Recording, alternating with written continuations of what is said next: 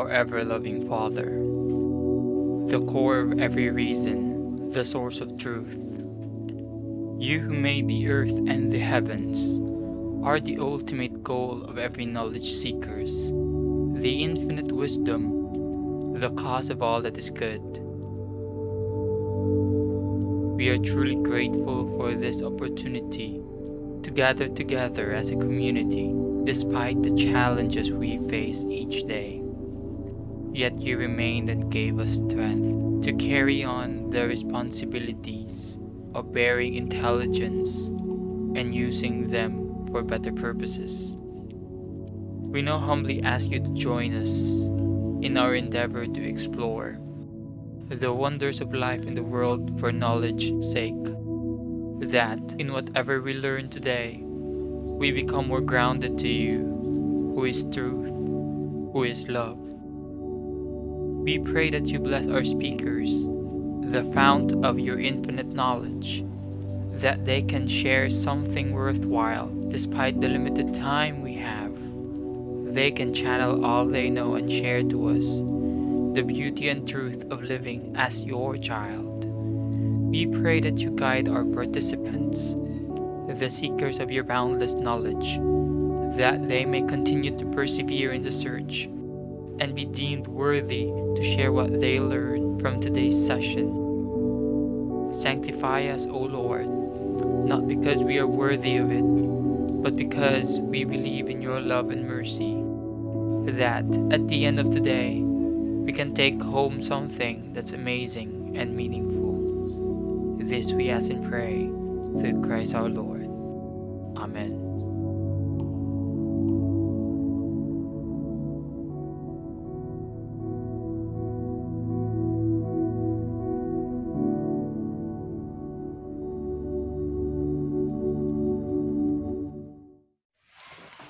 Hello everyone, good morning, and good morning to all of you. Welcome to today's session. Thank you for joining us for today's webinar. I'm Karen Macy Maction, a third-year college student of CCDC and your host for today. Today we're going to present spirituality and social work. But before we start, if you have any questions, feel free to type them into the comment section below and we will try to provide the answers to those questions at the end of this session.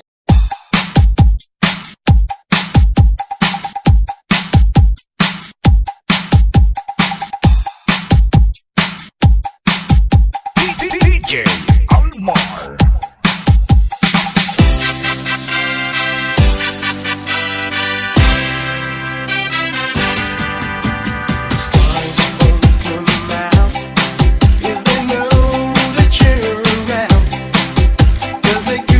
Miss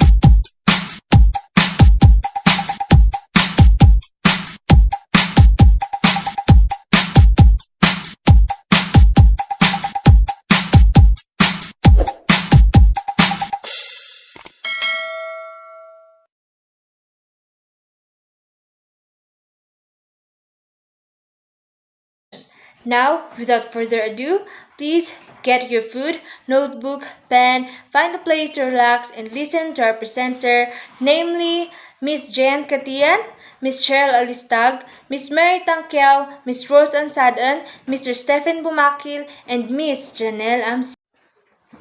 Alright, so let's talk about the definition of spirituality and religion.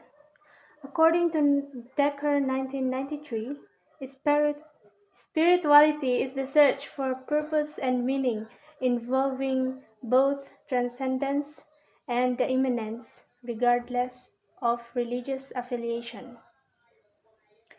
Transcendence means that God is not within the world, not within the universe. But still, people find a way on how to relate to Him. While immanence is that God is within the universe and that He is interacting with us today.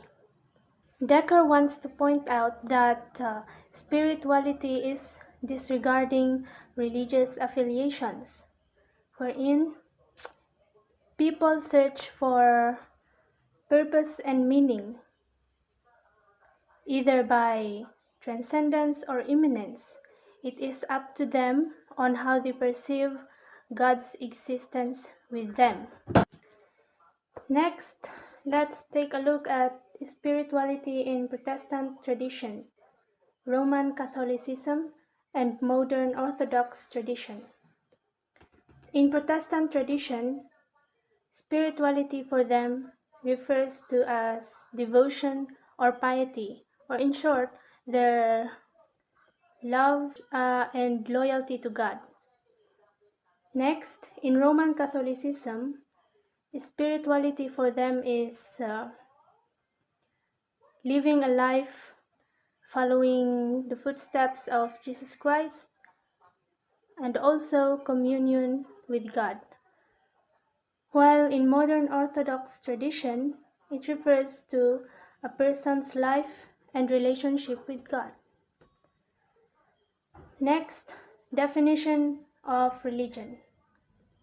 Religion involves patterning of spiritual beliefs and practices into social institutions. These social institutions such as Christianity, Hinduism, Buddhism, Islam, and others, with community support and traditions maintained over time. Next definition of religion is a personal awareness or conviction of the existence of a supreme being or of not supernatural powers or influence controlling the destiny of the individual, humanity, and nature. This definition is according to the Webster's Third International Dictionary, 1986. So, based on these definitions, we can see some similarities and differences between spirituality and religion. But we must take note that not all religions are considered spiritual, because one can be spiritual without being religious. One can be religious without being spiritual. One can also be both religious and spiritual. And the other one is that one can be both non-religious and non-spiritual. In religion, there are separations to other religion, while spirituality is what unites this system as one. Our topic for today is all about spirituality development. So, we're going to the spirituality development. So, spirituality development understood in relations to everyday life, including the ordinary events and circumstances of our personal life and our professional work with the clients. So, spirituality development, this is the professional work with the clients. So, there are two major to think about human development. So first, when we think of spirituality as an aspect of the persons that strive for a sense of meaning and purpose, our attention focused on the way people develop meaning. So the first measure is focused on the way of people develop meaning. Second, when we think of spirituality as a wholeness of what it is to be a human, our attentions focus on how people develop toward scenes of integrations and integrity between all aspects of themselves and in relations with the other beings and the universe. So it focuses on how people develop. So that is spirituality development. We are now going to the spirituality emergency throughout the life cycle. So social workers are familiar with Erickson theory of development, but probably not as it relates to the spiritual development. So, yung theory ni Erickson, hindi siya nakarelate sa spirituality development. So, spirituality development can be understood as going throughout the stage of Erik Erikson popular stage of lifespan development. Can be used as the map to understand the stage of the faith development. So, yung stage ni Erik Erikson ay ito yung map na pwede nating gamitin para maintindihan natin. So, the first stage of Erik Erikson's is characterized by the trust versus mistrust. So, in this stage, it involves a strong belief in the integrity of God or the reserves, which would be scenes of sadness and despair due to the lack of reliability on God's part. So, the solutions of this stage would involve feeling hopefulness in Jesus and enhanced faith in God to follow throughout in a one life. So, yung maraming stage si Erik Erikson, 5 stage yun, pero yung mas near is yung first stage. So, we're going to the final stage of Erikson's. So, the final stage of Erikson's model correlated to spiritual growth was related to the spiritual adulthood. So, ito yung kalimang stage of Erik Erikson. So, ang goal of Christians would be to help the clients to reach spiritual adulthood. So, yan ang theory ni Erik Erikson. So, we're now going to the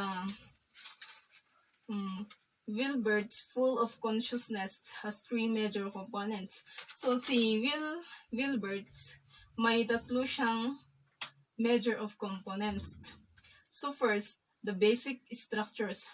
So, yung basic structure are deep and inherent levels of consciousness that once they emerge during development tend to remain in existence throughout the life of the individuals. So, yung basic structure, ito yung ito yung unti-unti pa siyang dinedevelop ang kanyang skills. Second is the transnational structure. So, are temporary or stage-specific perspective or words views. So, yung transnational structure ay yung unti-unti na siyang dinedevelop. Last is the self-esteem. Refer to the persons as they climbed the ladder of spiritual development. So, ito na siyang umaakyat na siya sa pinakadulo. Then, this model is not linear and hold regressions. So, Yung point dito is the self goes throughout a fulcrum or switch point in its development. So, para siyang unti-unting dinedevelop ang kanilang skills or ang kanilang spirituality. Wilbur most interest in the trans ego's levels and development, which some people achieve in the stable manner during the adulthood. So, si Wilbur ay interested sa trans ego level. So, that's all. We are going to the rules of spirituality and social work. So, we're going to the spirituality of social work, or the rule of spirituality and social work. So, social work is based on respect for the inherent worth and dignity of all people and their rights. So, ang isang social worker ay nakabase sa kanilang inherent worth and dignity of all people. Social workers need to be able to respond appropriately to the needs of all their clients and are ethically mandated to development their knowledge of spirituality, diversity. So, ang isang social worker ay kailangan din silang mag-respond sa kanilang clients. So, there are 3 stages in the rules of spirituality and social work. So, stage 1, sectarian origin. The sectarian origins, this period witness competing explanations of human behavior, an emphasis on distinguish between moral blame and merit. So, yung first na stage ay, kumbaga, may conflict sila or hindi sila nagkaintindihan. Second stage ay professionalism and secularization. So, the social work begin to distance itself from its early sectarian roots. So, kung may dalawang grupo na hindi sila nagkakaintindihan, so, kailangan ang social worker ay dumistansa muna. And then, third is the resurgence of interest in spirituality. So, dito yung kailangan natin yung interest ng isang social worker or ng isang client. Then, we are going to the other tips of spirituality and social work. So, first, get to know yourself and your belief. So, kailangan na alam mo yung sarili before ang belief. To see if you have spirituality or religious belief, that would counteract you helping in a certain situation. So, dito, kailangan mo ang isang spirituality or religious. Second is educate yourself and keep learning. Ikaw rin ay kailangan mo na be educate. So, social workers learn about so many different ways of life. Kasi ang mga social worker ay marami silang natututunan tungkol sa mga buhay-buhay. Kasi ang mga social worker, they are the ones to help you. Third is learn to find value and belief that are different than yours. So here, you don't have to subscribe the same spirituality belief of your clients. So, to be specific to the field of social work, considerations of spirituality and religious attention. So, during the 1990s, the social worker began to embrace their roles in helping patients enhance their capability and was a move away from a pathology-based model. Kasi noong 1990, ang mga social worker ay in-embrace na nila ang kanilang rules para matulungan ang mga tao or ang kanilang clients to cope up their problems. Kasi yan ang mga rule ng mga social work. Ang mga social work din ay kailangan nila ang kanilang spirituality, belief during their field para matulungan nila ang kanilang sarili. At that's all.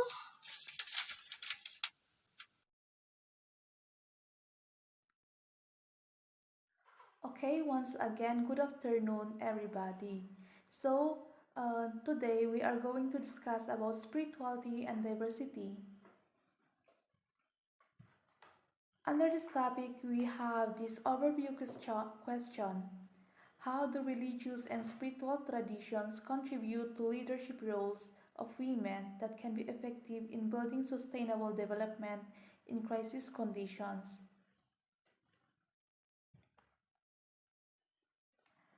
So, what is all about spirituality and diversity? The social work profession has always shown a commitment to issues of human diversity and oppressed populations. History shows that some parts of organized religions have played a negative or impeding role in the social justice work of various groups. This may include the use of religious texts, policies, and practice to deny the full human rights to persons of color and women, gay, lesbian, bisexual, and transgendered persons. So, religious organizations in this time were already involved in social justice movement. For example, these are the civil rights movement or the women's movement and others. Many of social ideals emerging from religious and spiritual movements have historically managed to unmask institutional abuses and reclaim the value, wholeness, and dignity of human person. So, due to the rising voices of many spiritual movements, that time they are able to reveal the oppressions they are experiencing, especially women, and they will achieve their own right as a person. To many people, spiritual diversity is about having the respect for and displaying loving kindness towards unique spiritual experiences and expressions of each person. Other young generations, for example, the youths. The present has roots in the past. Women are influenced in their daily lives by what the religious traditions thinks of them. Carmody, on his research, highlight that religious influences impinge women's lives in so many ways, such as how they raise children, attitudes to divorce, whether they would have an abortion, whether they would work outside the home. Women knows their own responsibility to their family, thus they are the one who contribute on society development. So, kumbaga, women and spirituality affect the women's initiative to be more responsible, to be more, to be, to empower more. Di ba kasi, parang when they were being awakened or their consciousness were being awakened kasi na-realize na when they go out of their home or their comfort zone, parang they contribute more to the society. Thus, women of faith have historically played a pivotal role in challenging gender inequality and continue to defy stereotypes in politics, workplace, and house of worship. Dito nagsimula yung organization of women on religious role.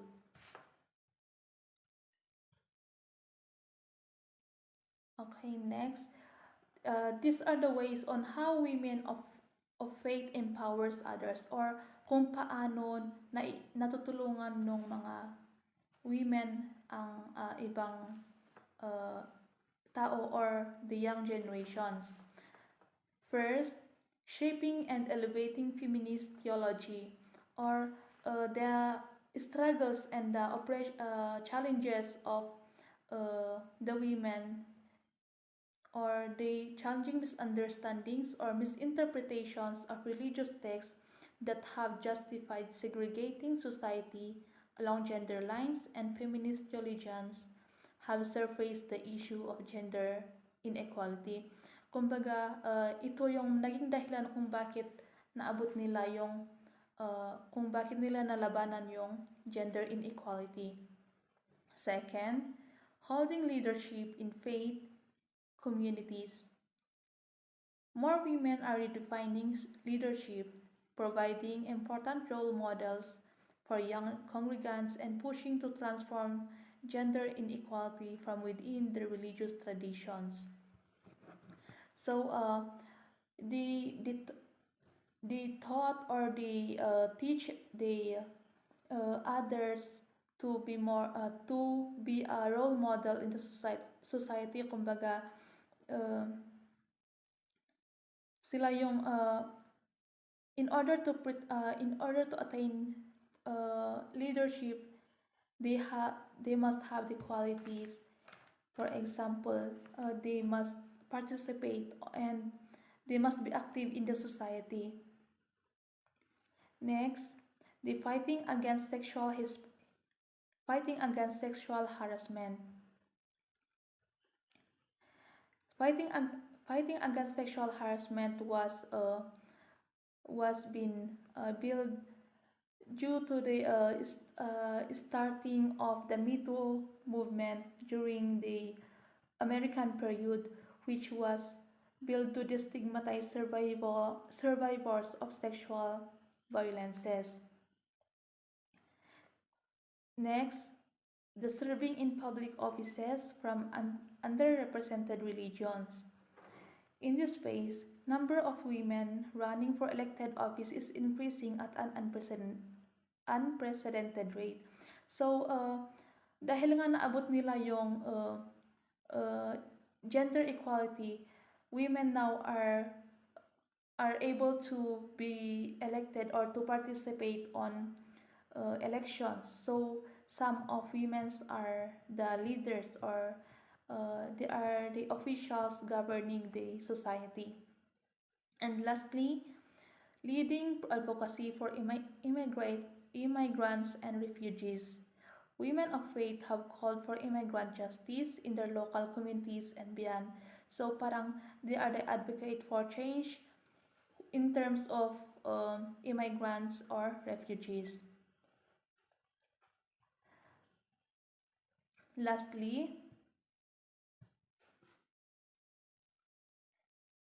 Women and Spirituality concluded that the historical contributions and leadership of women and religious communities are paramount. While the fight for women's equality has persisted for years, there remains much room for progress. Women's faith leaders are defying the limitations that society has historically placed on them in houses of worship, politics, activism, and society more broadly. So, revisiting the past, or going back from our history, women were first being ignored, or they were not being recognized despite their big contributions to society. But because of their consciousness, they were being awakened.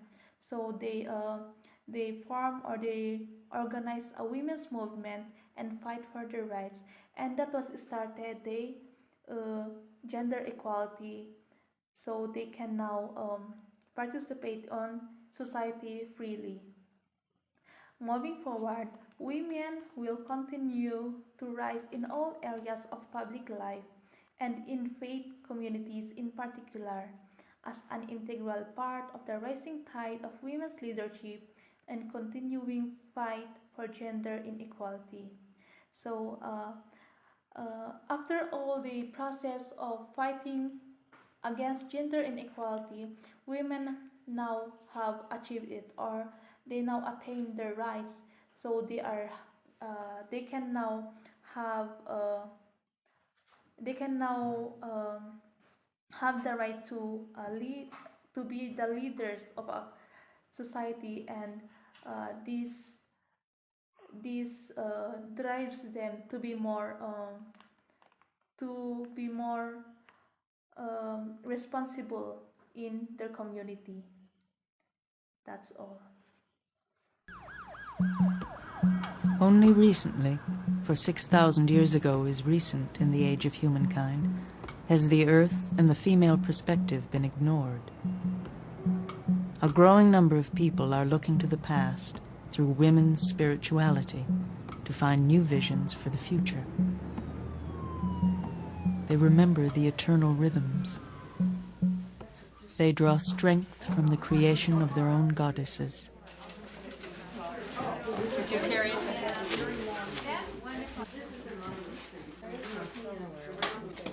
But these are the symbols of the ancient. We don't structure women's spirituality groups hierarchically.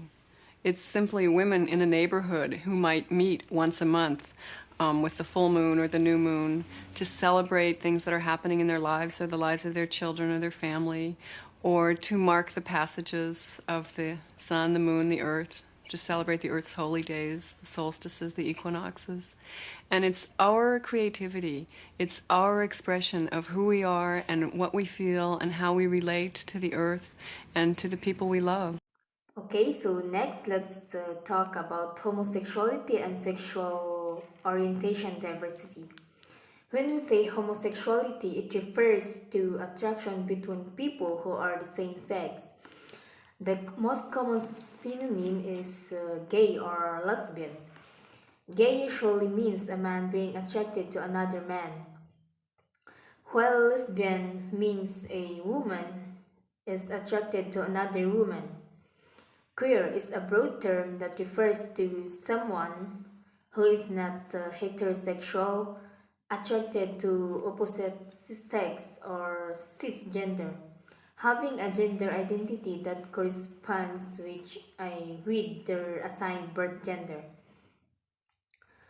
Okay, so why homosexuals are being disapproved?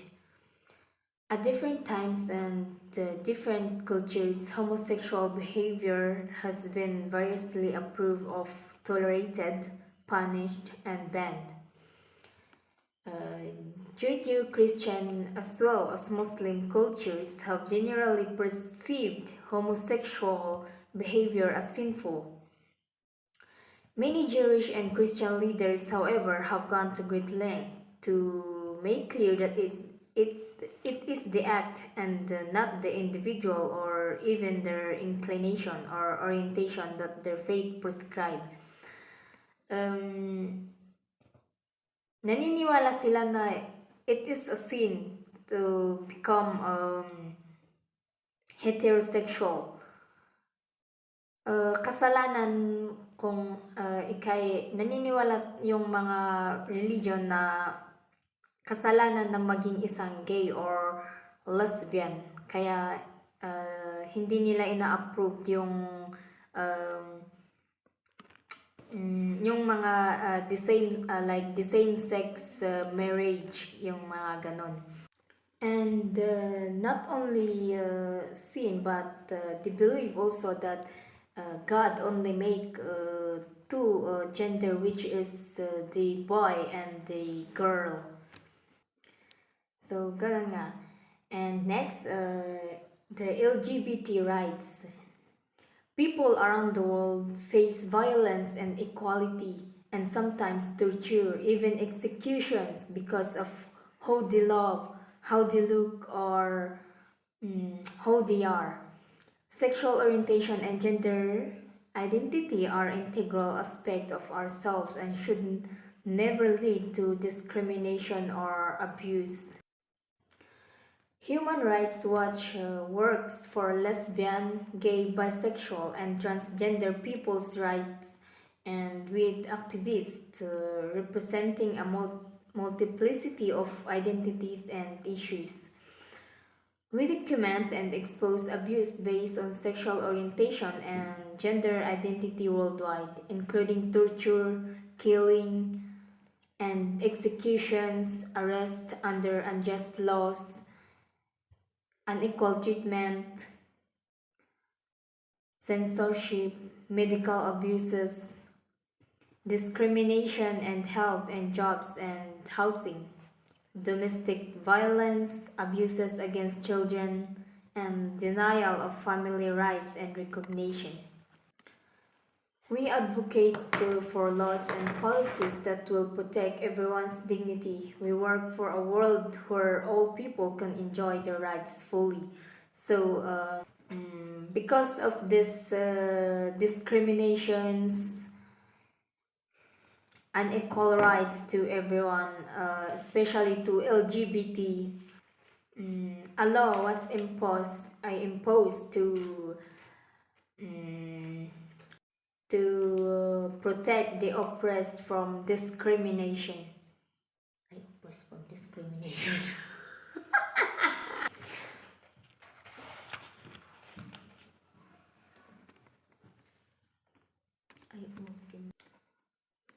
So, the Equality Act replaced the provision of the Employment Equality Sexual Orientation Regulations to 2003 and the Equality Act 2006. The law prohibits discrimination that is direct or indirect and whether it is based on person's actual or perceived sexual orientation.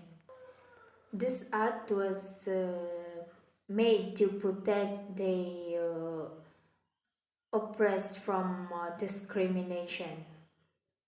This Equality Act. Next is the importance of homosexuality and sexual orientation diversity. The importance of homosexuality and sexual orientation diversity is to avoid or prevent discrimination towards gender. Next is to promote peace and gender equality. Lastly is to awaken consciousness of a certain community. Now, our next topic will be spirituality as a way of coping. But before that, let's look at some definitions of cope and coping mechanism. Cope, according to Tilswan, is a means to deal with something difficult, while coping mechanism is an adaptation we make that enables us to deal with the difficult environmental stress that we feel like we cannot change or eliminate. The adaptation we make causes us to feel like we have control over the way we feel and perceive. So, paano nga ba nakakatulong ang spirituality in people's coping mechanisms? Spirituality helps an important role when people confront difficulty and crisis in life. There can also be recognizable liabilities from using religion and spiritual resources. These spiritual resources can be practices like or beliefs like praying or meditation, also objects or relationship that people often turn to for help. Like for example, we find relationship with music whenever we feel stressed, or relationship with God. Kung mapapansin natin, whenever people are experiencing difficulties, most of them, ang unang ginagawa nila is to seek comfort and peace on what they believe as a higher being, such as God, na pwede nilang hingan ng tulong. Ganon din, pag tayo na-stress, we tend to share our problems to God through prayer. Research also shown that religion and spirituality can help people cope with the effects of everyday stress. People better cope with negative feelings and mas na-handle nila and mas na-enhance nila ang positive feelings. And with that, nababawasan ang stress na kanilang nararamdaman. In cases naman kung saan ang tao ay sobrang depressed and always having thoughts of suicide, they better consult a counselor. In social work, merong tinatawag na pastoral counselor, wherein they are a trained minister, priest, or other religious leader providing psychological therapy services, and they help people understand the connection between life and death. While under traumatic experiences, spirituality help these people overcome their traumas in a way that they are transformed, kung saan nagkakaroon sila ng personal growth, a deeper connection, and greater awareness. It is their spirituality that gives them hope to never give up. It is their faith that kept them alive. It is what gives them the will to do or to survive. While it is true that spirituality may malaking maitutulong sa pag-cope ng isang tao, we must also take a look at some spiritual beliefs na maaaring nakasira or imbes na makatulong ay nagpapalala ng condition or nararamdaman ng isang tao. And that we as social workers or future social workers must also be aware of.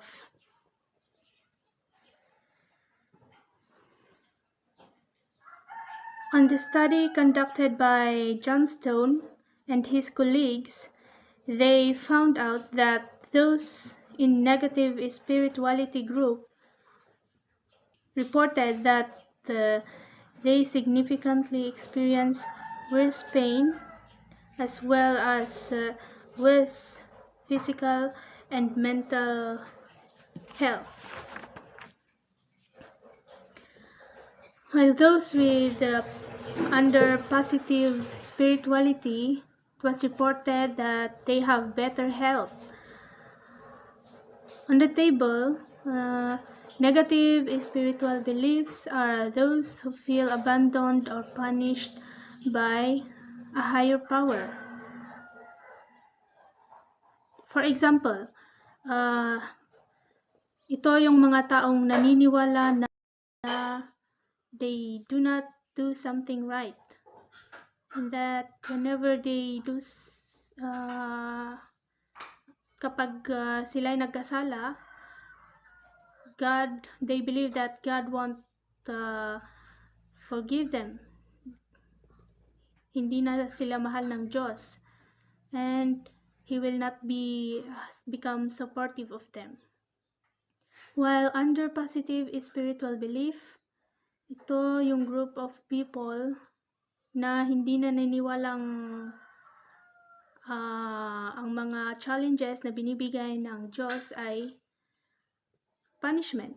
Instead, they believe that God loves them and that He will forgive them despite of their shortcomings, which resulted to their better mental health.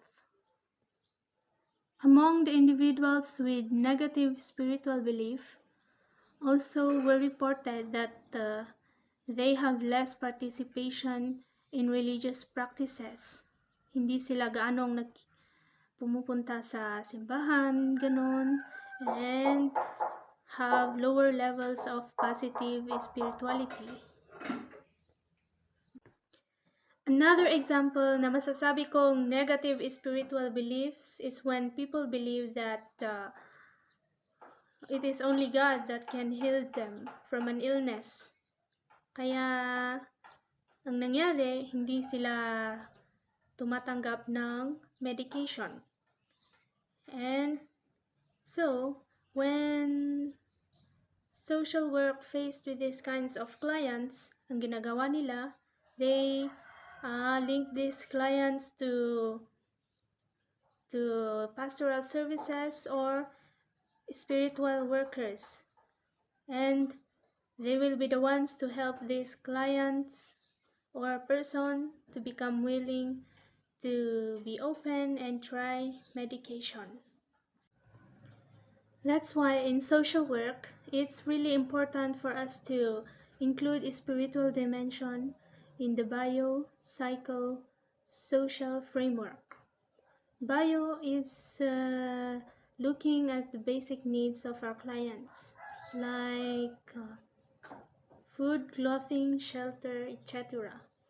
Psycho or psychological is looking at the individual's history, personality, mental abilities, self-concept, and identity, while social or socio-cultural is where we look at the clients, friends, family, or anything that is within the community, client's community.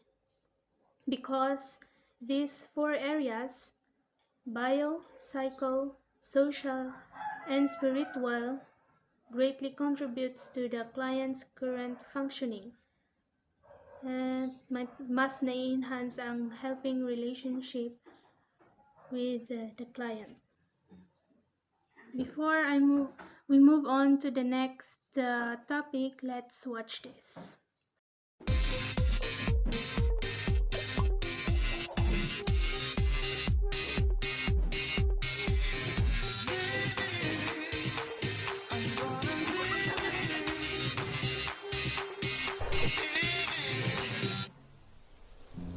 No matter what background we come from, we all experience high and low points in our lives. And for many of us, these hard times bring on periods of depression and anxiety, whether it's clinically diagnosed or not. Today, depression is the biggest single mental illness in America. 25% of women and 10% of men will suffer one or more episodes of clinical depression in their lifetimes. Loma Linda University Health discovered that we can reduce our risk for depression and anxiety through positive religious coping. The first thing we need to know is that there are two different types of religiosity, extrinsic and intrinsic.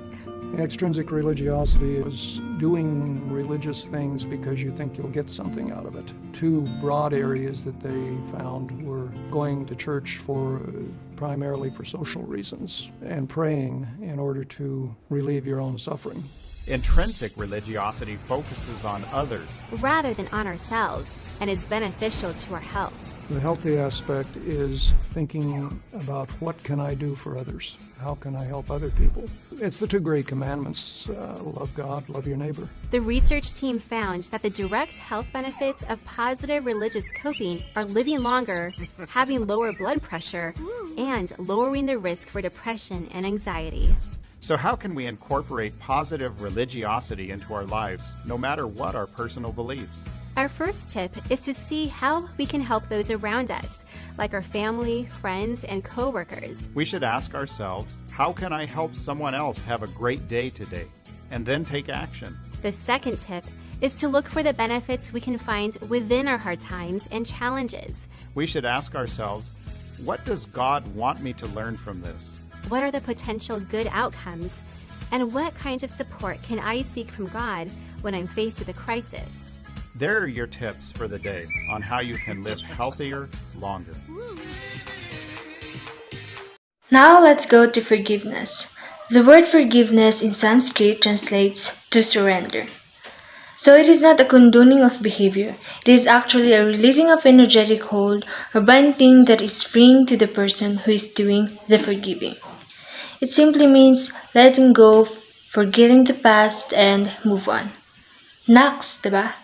Kaya dyan, bago pa kayo maging professional na social workers, let go para hindi ka na mahirapan i-handle ang mga sitwasyon in the future. so that you will enjoy helping the people, be a better version of yourself, and be a motivation to everyone.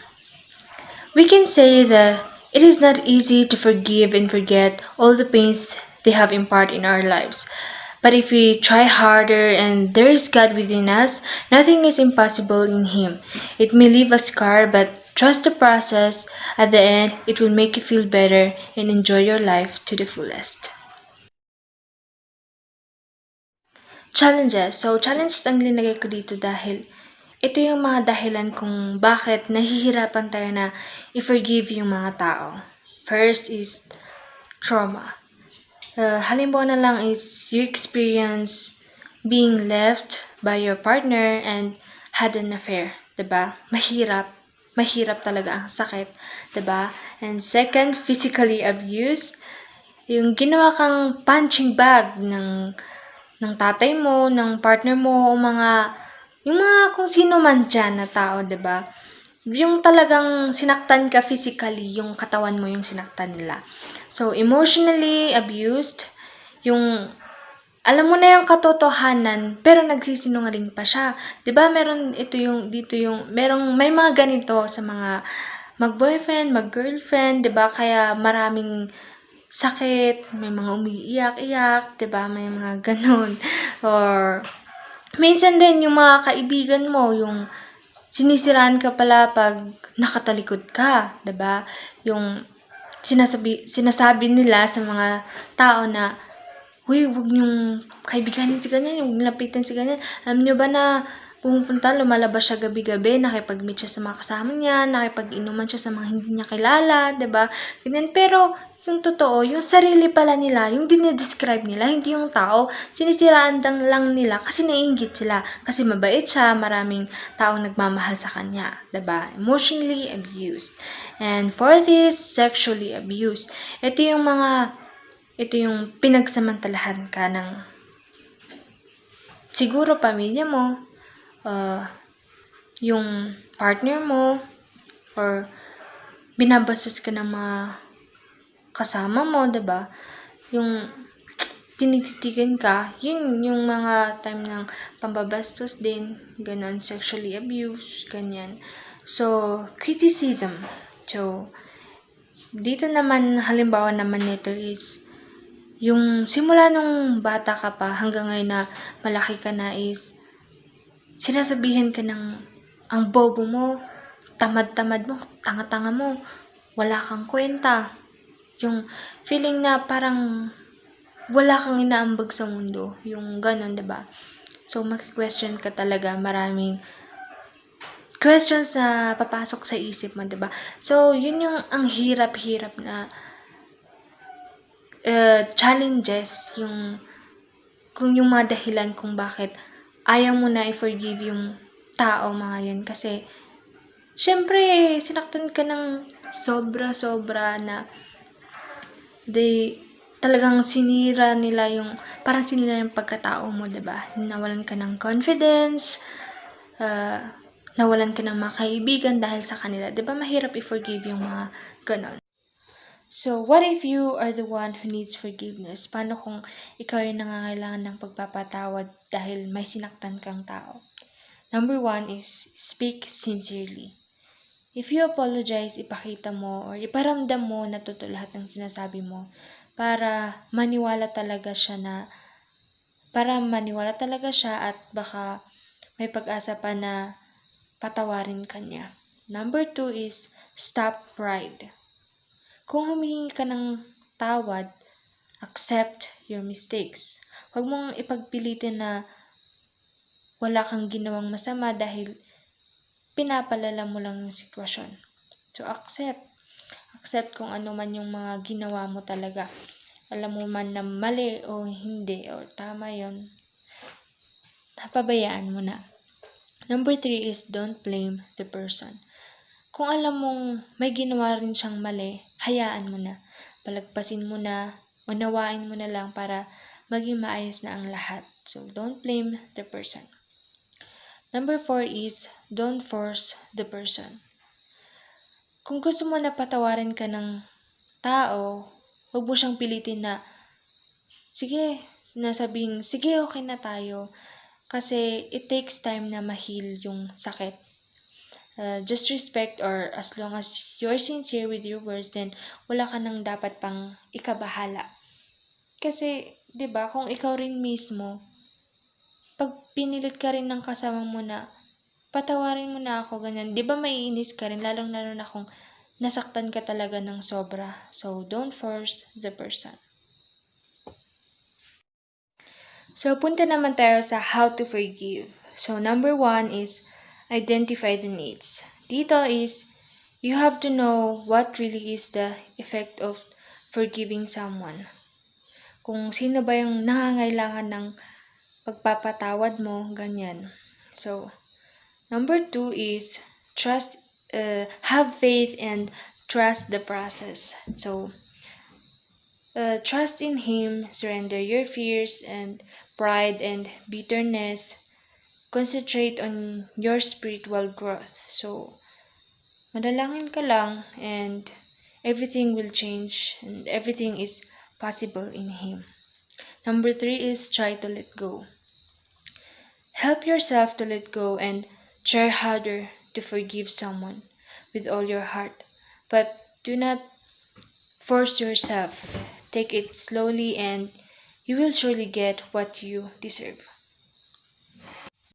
Now, let's go to the effects, and ito yung mga epekto ng hindi mo pinapatawad yung mga tao. Epekto nito sa sarili mo. So, number 1, cannot handle situations. Hindi mo na kayang kontrolin yung nangyayari sa buhay mo dahil hinahayaan mong unti-unti ka na lang na kinakain ng mga problema mo. At number 2 is lose connectedness with others. So, dahil nga unti-unti ka nang kinakain ng mga problema mo, napapalitan na yung ugali mo, yung kumbaga sa positive into negative, o kung paano ka makipaghalubilo sa mga tao. So, napapalitan na yon. So, lagi ka na lang galit, ganyan. So, number 3 is lack of purpose. So, hindi mo na nagagawa yung responsibilidad mo, or nawawala na yung beliefs at pananampalataya mo. Hindi mo na alam kung ano ba talaga yung gagawin mo kasi nakatuon ka na lang sa mga problema mo.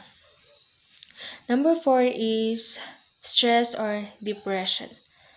Dito, lagi ka na lang galit.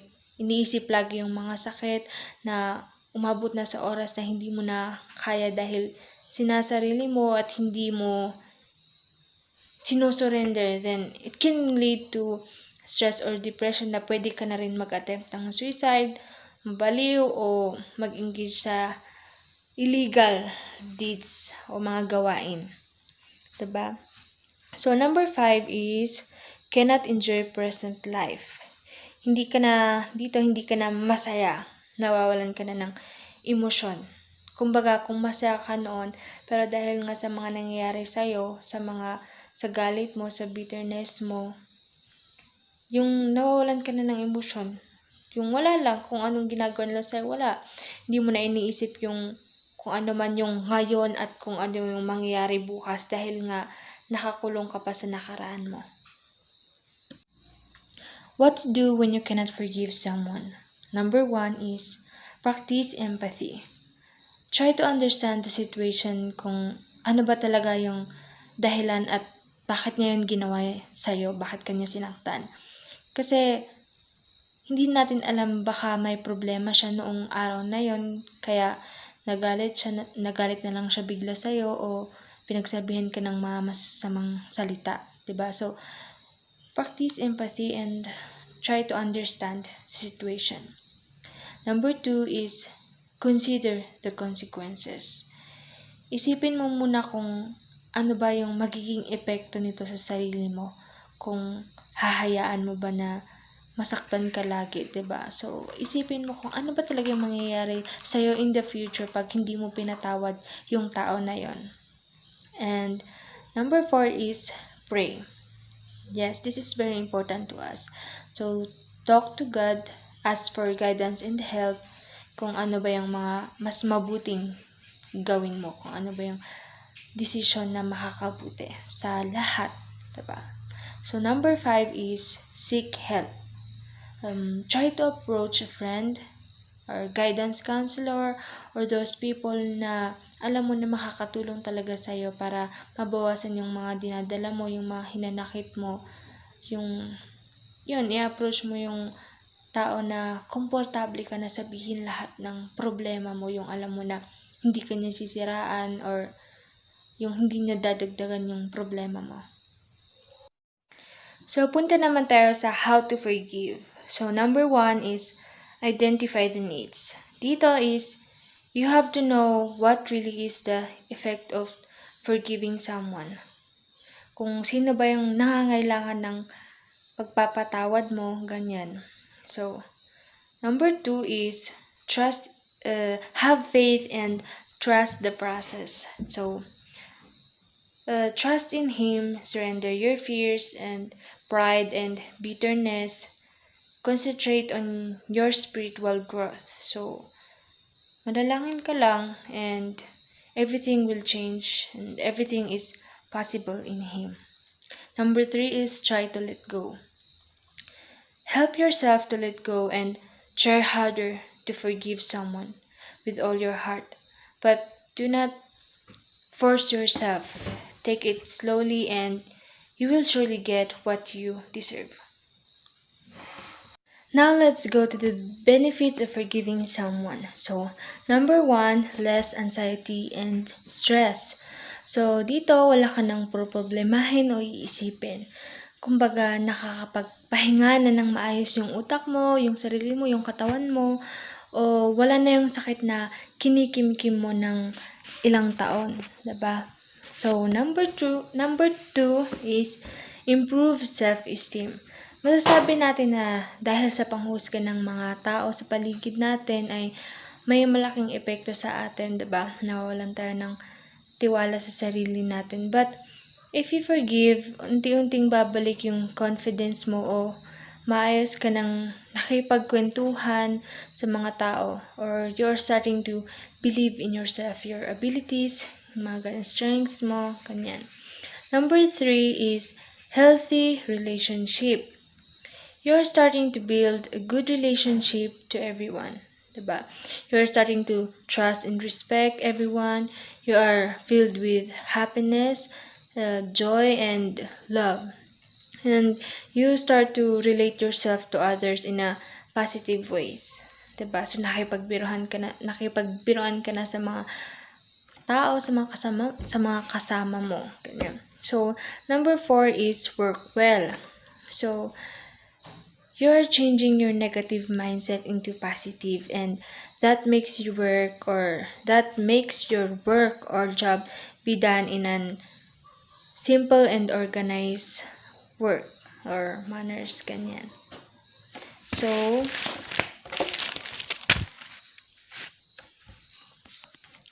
fifth is positive mindset. Hindi ka na madaling maapektuhan o matalo ng mga negatibong gawain sa kaisipan mo. Kumbaga, positive ka lang mag-isip, diba? So, number 6 is motivation to others. Malaya ka nang nakakapagkwento sa mga kasama mo ng mga karanasan mo, yung mga pinagdaanan mo, at kung ano yung magandang dinulot ng pagpapatawad sa sa katauhan mo, 'di ba? And kung nakita nila na maganda yung epekto nun sa sarili mo, then magiging motivation 'yun at gagawin din nila 'yon sa sarili nila at sa iba. Forgiveness is important to us social workers. Why? Do you think you can work well? Do you think you can give advice to your clients? Do you think you can concentrate with your job if you do not forgive people who gave you sufferings? Of course not, right? No, you cannot. You can't say that you can handle it without forgiving yourself or those who brought you pain, because as time flies by, you will encounter many problems that is related to what you feel, and it will affect everything. Those hardships will fade instantly just because you covered your problem with another problem. Forgiveness is one of the spiritual interview that the social workers use in treating the client's problem mentally. It is the very important issue that the client experience and you yourself either. Promoting forgiveness to our clients leads to positive effects. It heals mental problem, it boosts our confidence, it makes us stronger. We have the freedom to embrace what we have and we accept changes or growth in our life. Forgiveness. It's a big topic. There's all the stuff that we've done in our own lives, all of the bad decisions that we've made and the things that we regret that we need forgiveness for. And then there's all the stuff that other people have done to us that we feel justified in holding on to that unforgiveness. I've heard it said that, unforgiveness and holding on to it is like trying to drink poison thinking that we're going to hurt the other person. It just doesn't work. It eats away from the inside out and does more damage in the long haul. God has a plan for dealing with unforgiveness, and it's found in Jesus Christ. Jesus came and lived a perfect life. He died on the cross for us, and one of the things that he died for is to empower us to forgive. And then while he was there on that cross, not even having done anything to be there, he says, "Father, forgive them, for they know not what they're doing." He has the power to be able to set you free and to forgive you as well. If you click on the button on this page, I'd love to be able to see you get into contact with somebody who could actually walk you through the next steps of either dealing with the unforgiveness that you're harboring and letting go so that you can find freedom for yourself, or being able to find freedom for the forgiveness that you need. There's somebody on the other end that can help you navigate those next steps. Click on that button and find freedom in forgiveness.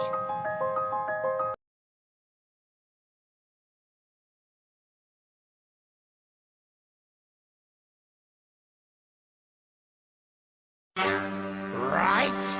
Baba, baba. Hey, ladies and gentlemen, are you ready? I feel good. Oh,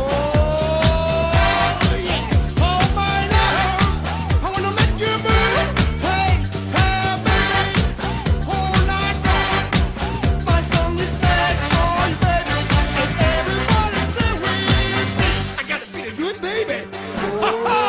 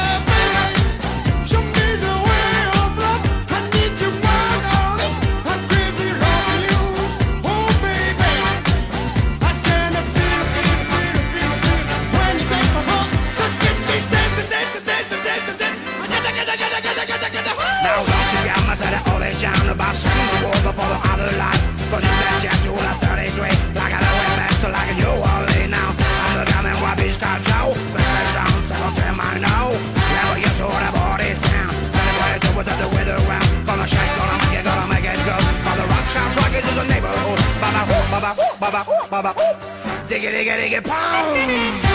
Hey, yeah, baby. Bebop, bebop.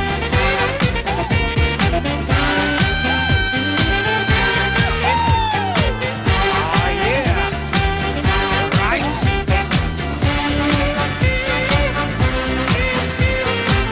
Bebop, bebop. Pom pom.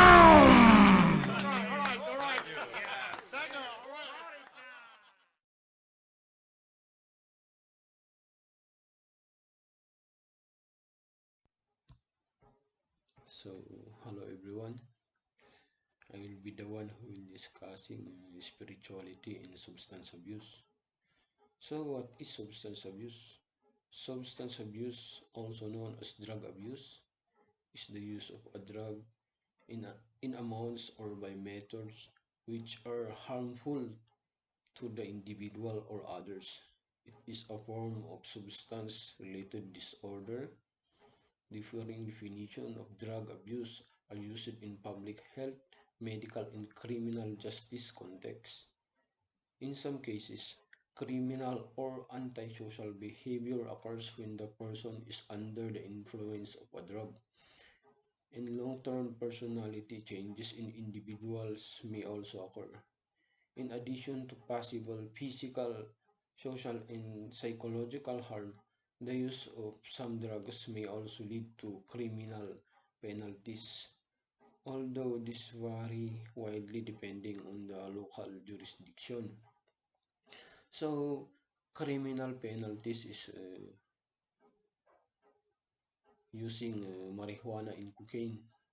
That is a violation of law. So, they may be punishable. So, next is local jurisdiction. So, for example, in hospital they are using illegal drugs, but not literally illegal drugs. Illegal drugs are manufactured to become a medicine to cure some diseases.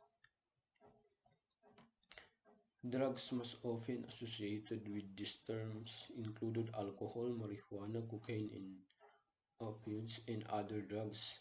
The exact cause of substance abuse is not clear, but there are two predominant theories: either a genetic disposition which is learned from others, or a habit which is addiction develops, manifests itself as a chronic, debilitating disease. What are the signs of substance abuse? Signs in substance abuse, depending on the actual compound, drug abuse, including alcohol, may lead to health problems, social problems, morbidity, injuries, unprotected sex, violence, deaths, motor vehicle accident, homicides, suicides, physical dependence, or psychological addiction.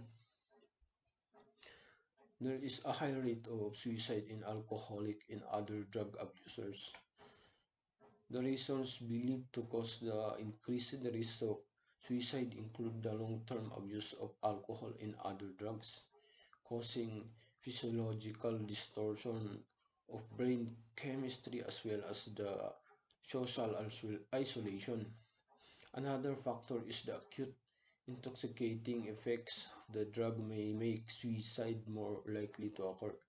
Suicide is also very common in adolescent alcohol abusers, with 1 in 4 suicide in adolescent being related to alcohol abuse. Alcohol abuse is also associated with increased risk of committing criminal offenses, including child abuse, domestic violence, rapes, burglary, and assault.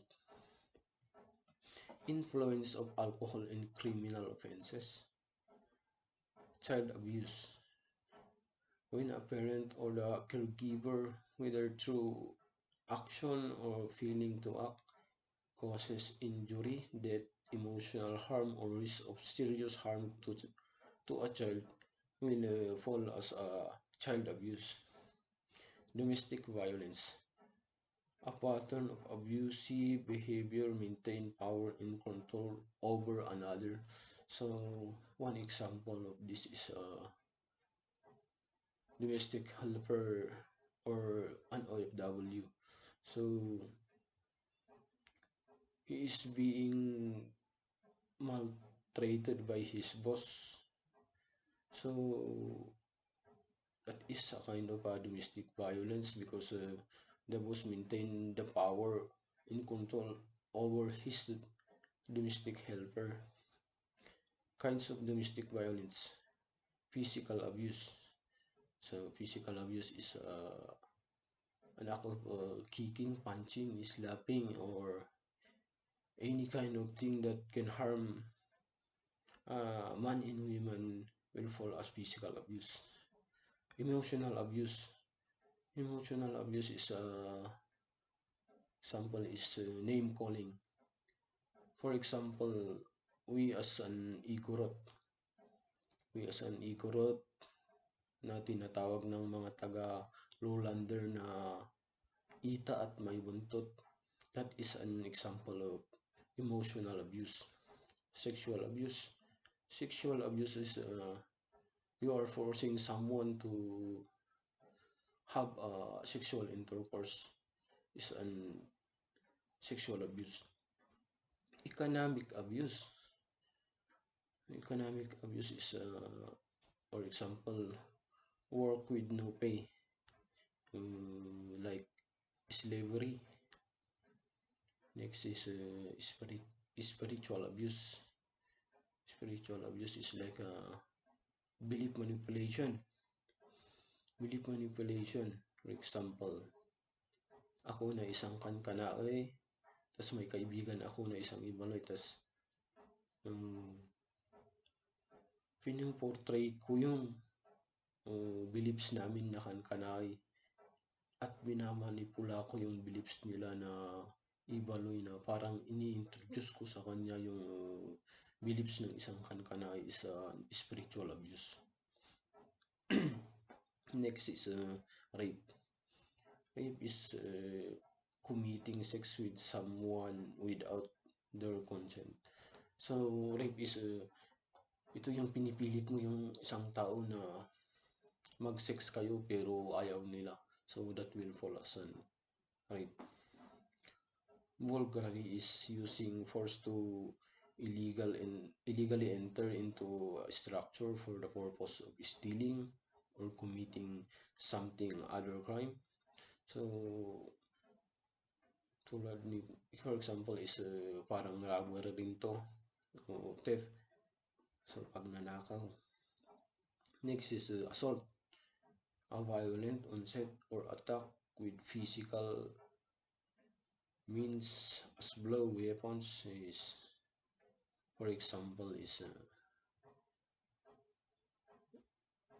nagbabanta ka ng isang tao na hindi mo alam na wala namang kasalanan. So that is an example of an assault. The role of spirituality in substance abuse. Spirituality is about seeking a meaningful connection with something bigger than yourself, which can result in positive emotions such as peace, awe, contentment, gratitude, and acceptance. Addictive drugs leave humans suffering and pain, and if we hope to design and provide effective treatment for addictive disorder, we must understand that pain and suffering and how to relieve it without the use of drugs. The role of spirituality is a key component of the understanding which we need to include in treatment. The concept of spirituality has been around for a long time, has had a verifying definition and interpretation, and has played a role in many people's lives. Spirituality was looked as a therapy, a place where people went to when in pain and distress, to seek to mend their brokenness and to seek soothing relief.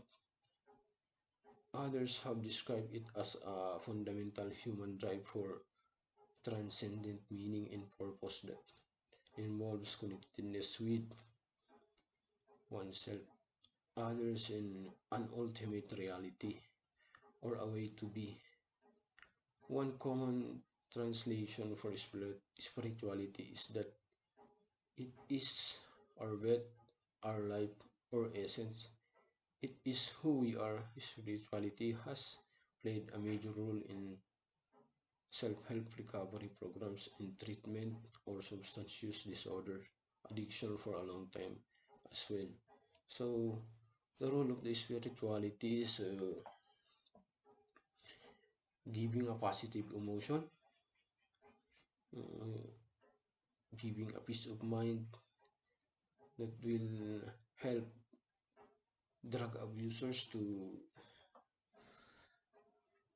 regain their self.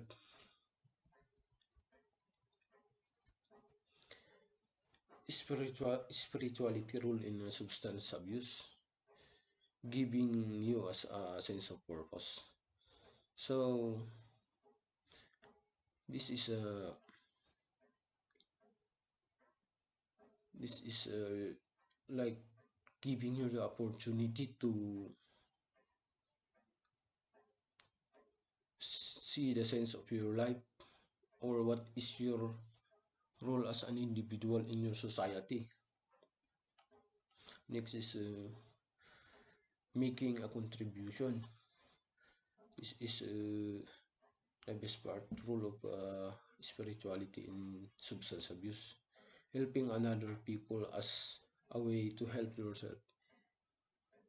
It was drives many people through to be beating their addiction. So habang nakakatulong ka sa isang tao is natutulungan mo rin yung sarili mo para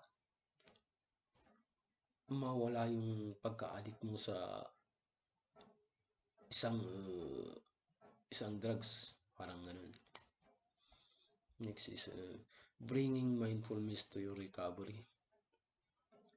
So mindfulness and meditation have long been shown to improve addiction treatment outcomes. So bringing mindfulness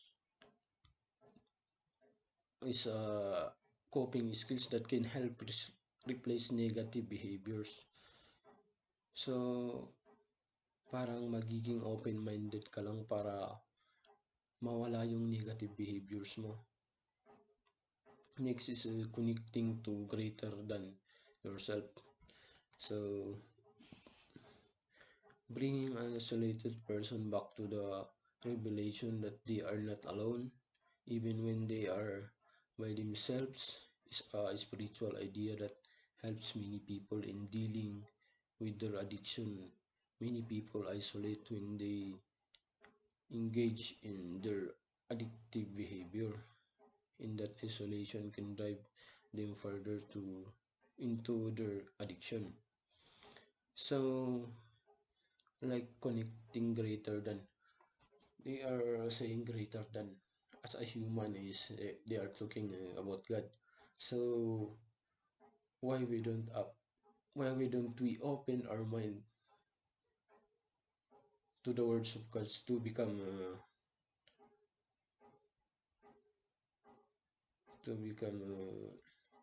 a positive thing, to have a positive thinking. So my conclusion in this spirituality in substance abuse is spirituality has a big contribution in substance abuse. It is a one way to